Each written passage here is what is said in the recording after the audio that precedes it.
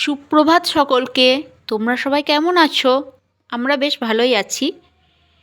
ঠান্ডা তো বেশ ভালোই পড়েছে। এই ঠান্ডার মরশুমে একটু ধনেপাতার চাটনি রুটির সাথে বা পরোটার সাথে খেতে বেশ ভালোই লাগে। চলো আজ বানিয়ে নিই চটপট ধনেপাতার চাটনি। প্রথমেই আমি যে আঁটিগুলো ধনেপাতা নিয়ে আসা হয়েছিল, আঁটি থেকে আমি গোড়াগুলো শিকড়গুলো কেটে বাদ দিয়ে দিলাম, কারণ শিকড়ে তো অনেক মাটি থাকে, মাটি আটি লেগে থাকে, সেগুলো কেটে বাদ দিয়ে দিলাম। তারপর আমি ধনেপাতাগুলো ভালো জলে ধুয়ে নিলাম, ভালো জলে পরিষ্কার করে ধুয়ে নিলাম। এরপর আমি চাটনি করার জন্য কিছুটা পরিমাণ আদা, কিছুটা পরিমাণ রসুন, ওই 4 কোয়া মতো হলেই হবে, রসুন ছাড়িয়ে নিচ্ছি। ছাড়িয়ে নেবার পরে আমি আদাটাকে গ্রেড করে নেব।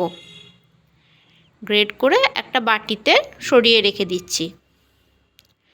আমার প্রায় আদা গ্রেড করা হয়ে গেল। আদা গ্রেড করার পর আমি সেটা রেখে দিচ্ছি। এরপর আমি রসুনটাকে 4 কোয়া রসুন, সেই রসুনটাকেও গ্রেড করে নিচ্ছি। আদা রসুন গ্রেড করা হয়ে গেল, সেগুলো আমি একটা বাটির মধ্যে তুলে সরিয়ে রাখলাম।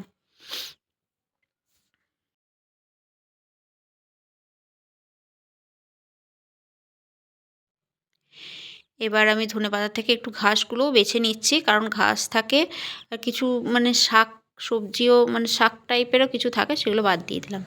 এরপর একটা বাটির মধ্যে কিছুটা পরিমাণ তেঁতুল নিয়ে নিয়েছি। তেঁতুলের জল মিক্সড করে সেটা ভেজাতে রেখে দিলাম, ভিজিয়ে রেখে দিলাম। কিছুক্ষণ ভেজার পর একটু নাড়াচাড়া করে হাতে করে দলে নেওয়ার পর সেটা আমার তেঁতুলের রসটা বেশ ভালো গাঢ় হবে, তার জন্য একটু দলে নিলাম, দিয়ে আমি সাইডে রেখে দিচ্ছি। এবার আমি 4টে মতো কাঁচা লঙ্কা আর ধনেপাতা, সেগুলো আমি মিক্সিতে বেটে নিলাম। এরপর আমার মিক্সচারটা রেডি হয়ে গেল ধনেপাতার আর কাঁচা লঙ্কার। গ্যাস ওভেনটা অন করলাম, কড়াই আমি চাপিয়ে দিয়েছি।